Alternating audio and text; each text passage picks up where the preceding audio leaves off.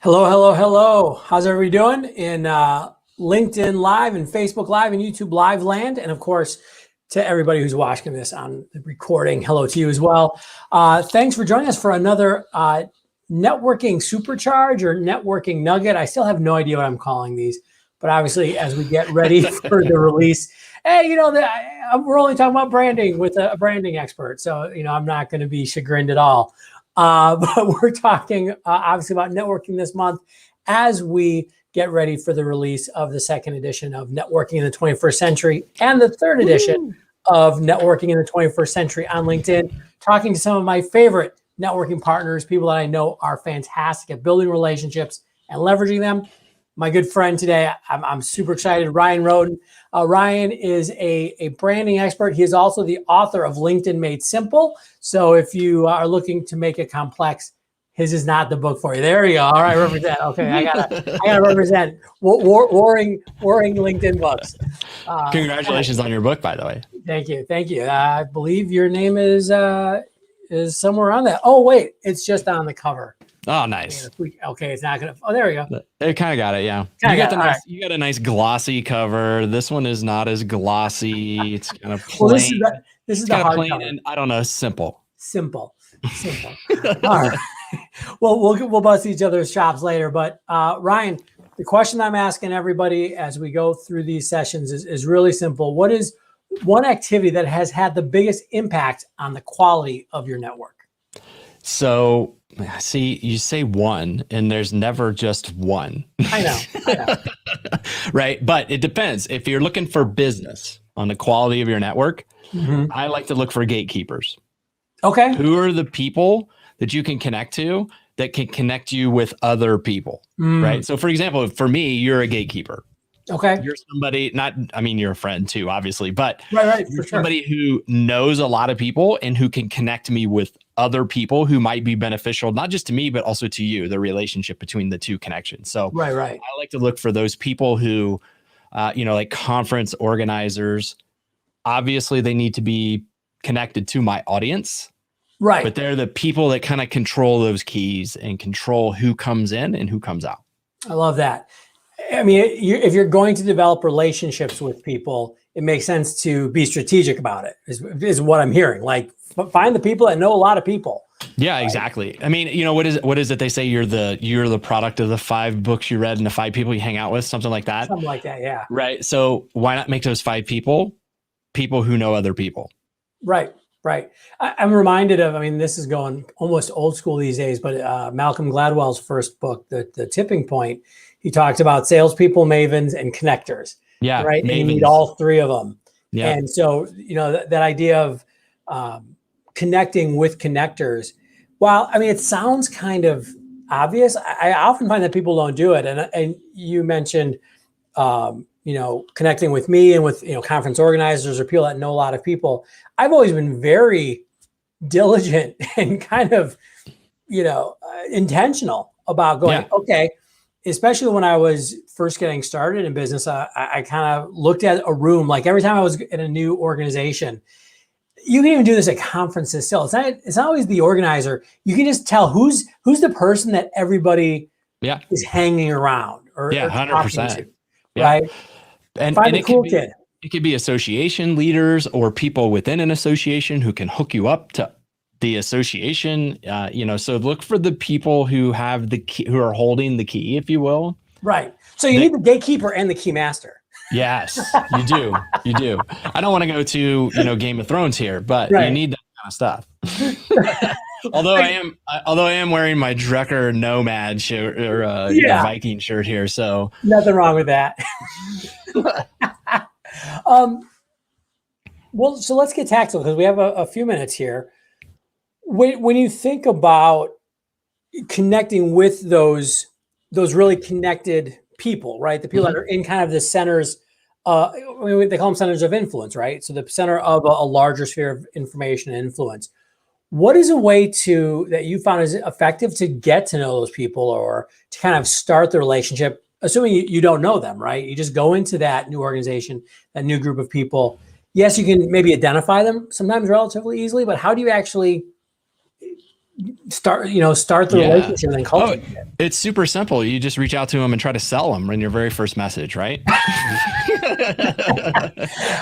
I stumbled across you on LinkedIn and I saw that we were connected to the same people. I found you have 6 people that we're connected to. So buy my product. Right. No, right. No, seriously though, what I do if I find somebody that I know that I think could help me in some way, I go to their profile on LinkedIn specifically. I review it. I figure out, is there a way that I can help them? Or what is my, I don't want to use the word angle, but that's really what you're doing. You're trying to figure out a way that you can introduce yourself that's non-salesy, but also you're valuable to them or their. How can you be relevant? So if we don't want to say angle, it's like, how can I be relevant to Yeah, exactly. And so once I find that person, I still don't reach out to them directly. Generally, what I do is go look at their profile and find out if they're posting anything.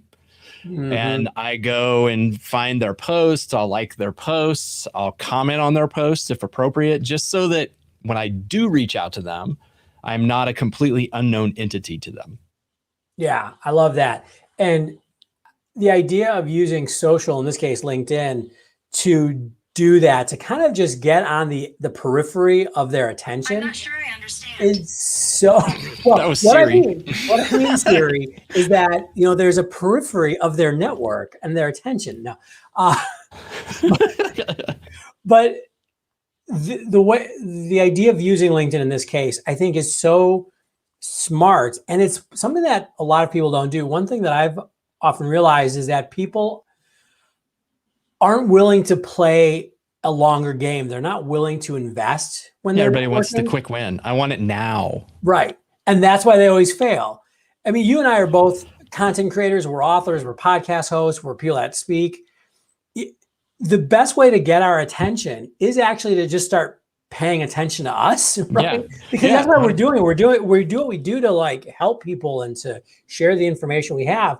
So if you start showing up, even just in our LinkedIn comment section, and I think the trick here is then you wait a little bit, right? And then if it's the week later, or somebody comments a couple times and we kind of start back and forth, and then they say, hey, can I have a half an hour of your time? Yeah. The likelihood is going to be much greater that I'll give them that time. I think Andrew Carnegie, you correct me if I'm wrong, said the sweetest sound to anybody's ears is their own name. Dale. Is it Dale Carnegie? Okay. Yeah. The less rich one. Got it. Yeah. Who's Andrew Carnegie? Anyway. Yeah. But it's true. Like, when somebody likes something, when somebody shares something, when somebody comments something, you see it and you get notified. It's like another thing I like to do too is, let's say somebody's not super active on LinkedIn, but I still want to reach out to them. I'll go to Twitter and see if I can find them on Twitter, because the way I look at Twitter is if somebody's on Twitter, they're willing to have a conversation, because Twitter is just all about conversations. Right. So I might do the exact same thing. I'll go see if they're talking or commenting on certain things there, and I'll like stuff. I'll retweet their stuff. The whole point is I don't want to be a complete unknown person reaching out to them when I do the first time. Yeah. And if you can't do all of that, that's really where I do think using some sort of introduction or some sort of warm connection to that person helps. And sometimes you can't do that. Sometimes you just have to do that cold outreach. But I think even if you're going cold, making sure right when you reach out to somebody that you're sharing, here's why I'm relevant, or here's the connection, or we're in the same organization, or we're thinking about the same sort of topics. Again, and then letting, it's kind of like planting a seed and then letting it grow. Right. Yeah. And I don't know if you've done this. I've definitely done this where I've met people, or I've decided, I'm like, hey, I want to get to know somebody. They'd be a really good person for me to be connected with. Mm-hmm. And I almost look at it as like, I'm going to spend the next 18 months, right, getting to know that person. Like, I don't go, I'm going to try to leverage it right away. It's really, I'm going to spend some time on it. You don't try to sell to them in the second connection, or the first connection, or the first message after the connection. That's what I'm trying to say. Yeah, right. Which doesn't work.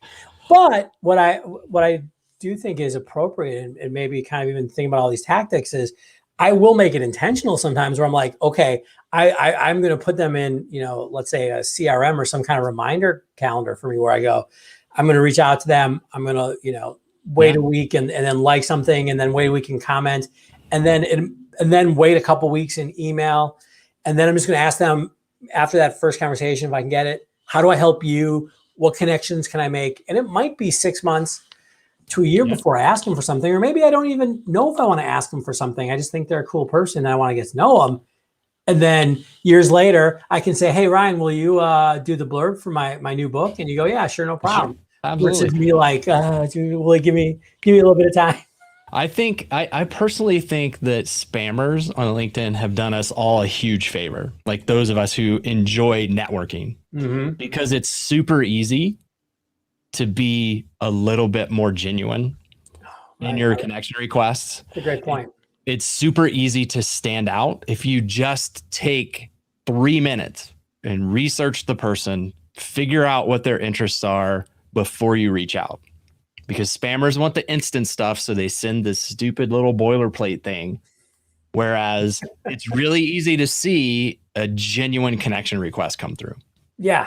And it's really just easy to see somebody who's genuine, right? And is trying to connect with you on that human level, which in the end, what networking is all about. So whether it's on LinkedIn or just, on in person, on the phone, whatever it is, it really is about just connecting with people. So that's how you network in the 21st century, baby.